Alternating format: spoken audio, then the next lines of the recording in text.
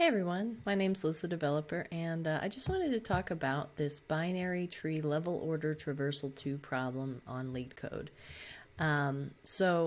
It's just a little bit different than our typical breadth first search solution, and we have to keep track of a little bit more data, and so I just wanted to talk about strategies to do that.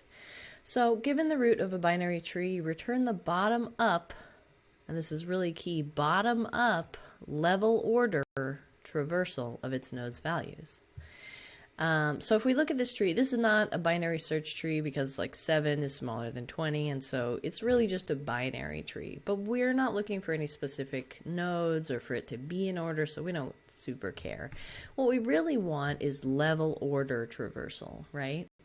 And up here, we're talking about bottom up. So what we really want to do is start with the bottom and then work our way to the top. So how do we really do that, and how do we return it in the proper way? So let's do our umpire process, right?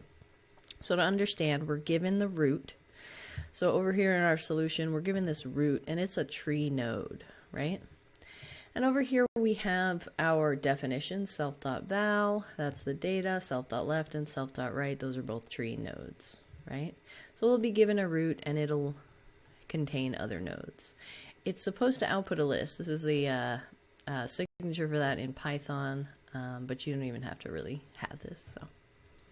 So let's look at our input. In our input, we're going to be given a list of numbers, and then Leetcode is going to handle turning it into a binary tree. So you've got to be able to look at this list of numbers and imagine the resulting binary tree. And so here's an example where if we put 3 in first, obviously it's going to be the root because the first node is always the root. And then we get 9 and 20, 15 and 17. And so down here, 15 and 7. And down here, we start with 15 and 7, then 9 and 20, then 3. And so we have to really pay attention to this output here. We want to get 15, that's the right lowermost node, and then 7, the left lowermost node. So it goes right then left, and then it goes right then left up here, 9 to 20, and then it goes, root, there's only the root. So here's another example of things like if we just had the root, return the root. But what's key here is you see these lists. Each one of these lists seems to represent a level. And so we're going to see the nodes appear within lists within another list. So this is a 2D array, but not like a square. It's just that's what we're returning. So now that we've done our understand phase, we know that we're going bottom up. We've got to start doing our match phase. Now, in the match phase, we know from previous exercises, previous videos, that we've done breadth first search. And level order traversal usually requires us to do breadth first search, right? Because breadth first operates on a level ordered basis. So using our match skills, we can think, okay, this is going to be basically breadth first search, right? But it's going to be a little different. It's got a little bit of differences, right? So if we think about, okay, how do we do breadth first search? We know we need a base case, and then we also need to do things like create a queue, put all the nodes in the queue, and loop over those nodes and dequeue them and process them. So we'll start with something we know to figure this out, right? So we'll say like if root is none, right? Then we just return an empty list. So we've handled our base case. Now, what we need to do is we need to keep track of the various levels that we're dealing with. And we also need to keep track of like all of the nodes that we've processed. So we need to start off with a current node, right? Or we need to really start off with a while loop, a queue. That's our first step in doing breadth first search. We have our queue. And within our queue, we need to put nodes to process. So we'll go ahead and put root, right? And so in our queue, we'll put root, and so we'll say while the length of the queue is greater than 0. So we'll keep processing our queue, right? Current node is queue.pop 0. And so that'll take the thing off the first. We're not really using a stack, we're using a queue, so first in, first out is really what we want, right? So that we start with the root and then we go down. Because we don't really have all of the nodes conveniently listed here, we have to get to them from our root, so we have to start with the root, and therefore we're popping off the top, right? Now, processing each one of those nodes, what we want to do is say, let's just start by trying to get level order out, and not worry about getting them into the correct lists or anything. I just want them in this order. I'm going to start with that, right? So what we'll do is we'll have a result list to put them in. We'll say current node dot insert at 0 node, or current node. And I'm sorry, this is supposed to be the result. We'll put that in there first, and then we'll say if our current node dot left, right?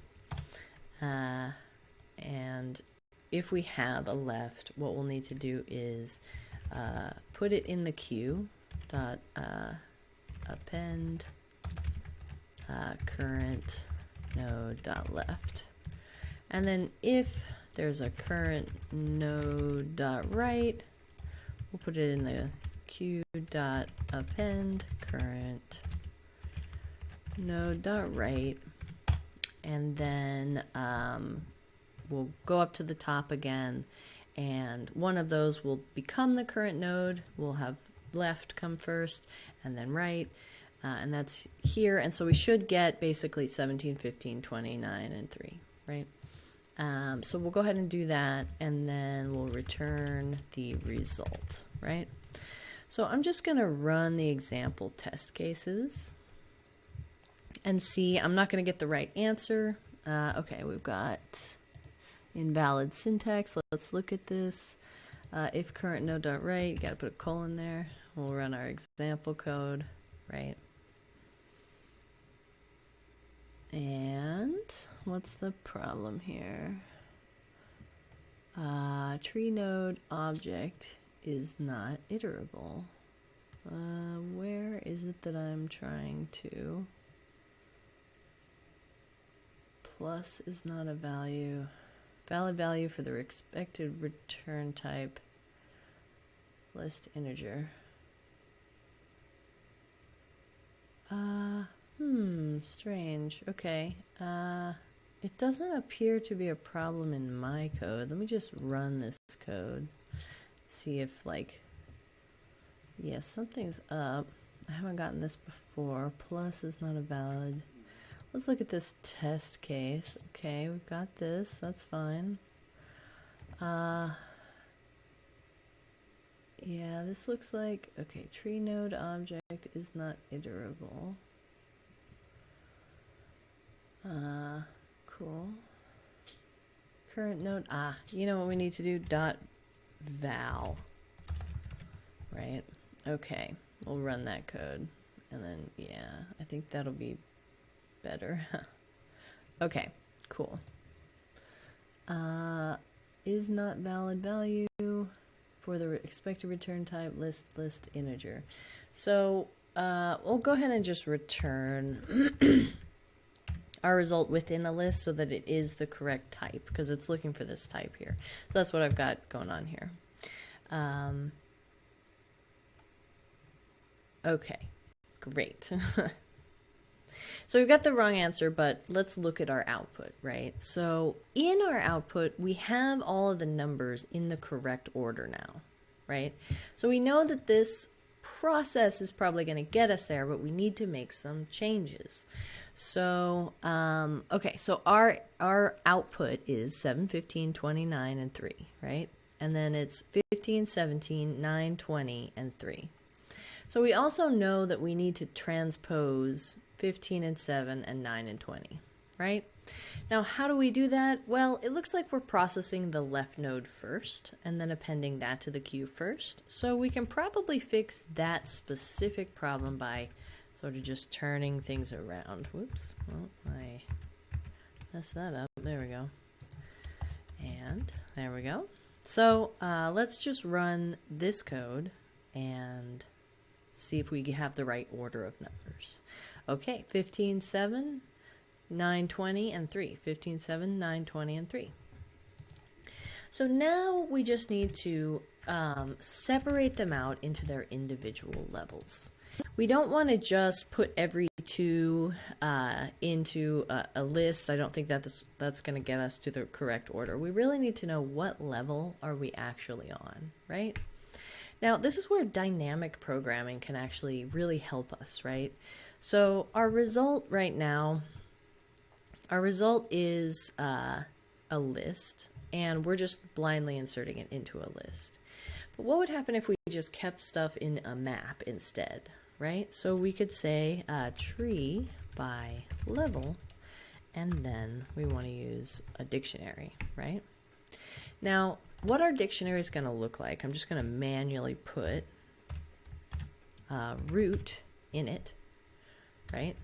So at the 0th level, we're going to have a list with root, and that's the only element, right?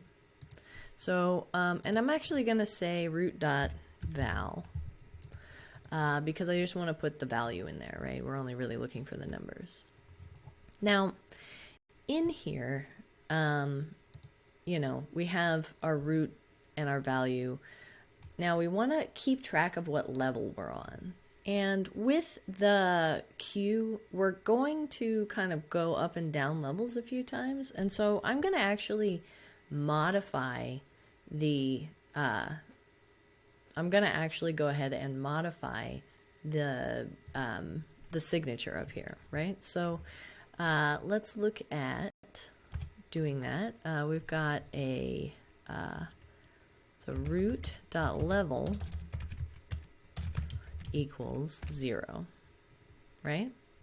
And now what I'm going to do here is say current node.write.level equals current node.level plus 1, because we know all of the children, right, are going to be 1 level down.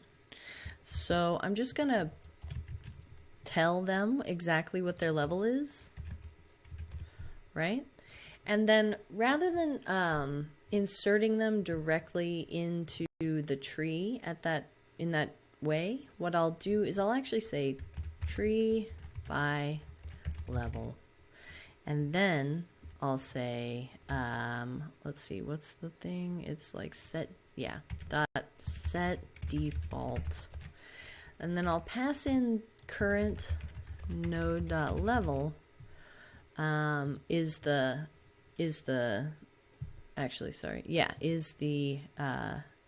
thing, the key, and then a list is the result. And so we'll have a list in that key, current node.level.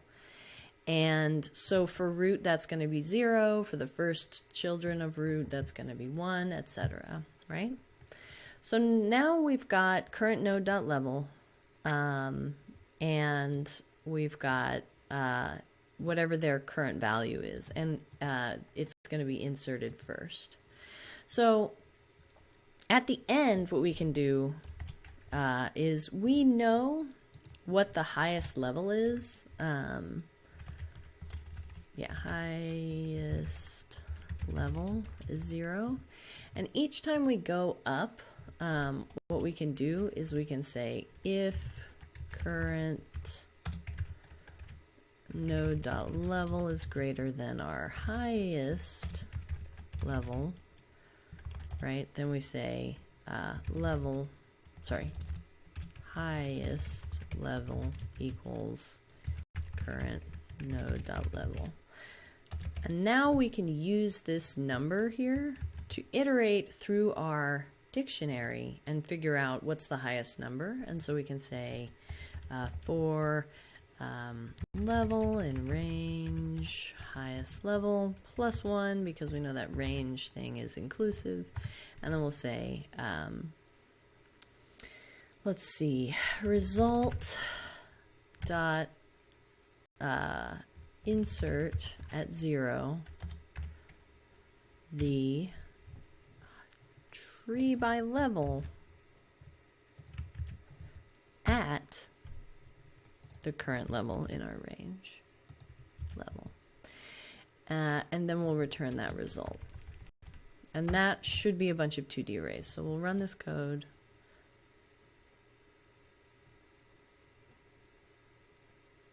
Okay, now let's look at our output.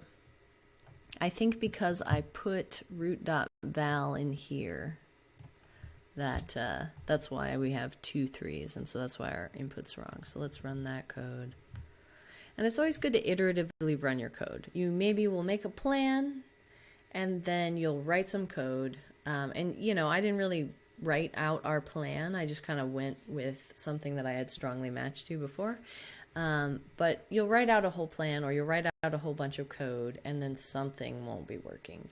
So iteratively running and making sure that you're fixing those little bugs and the typos and the like colons that you miss as you're coding is going to be really important.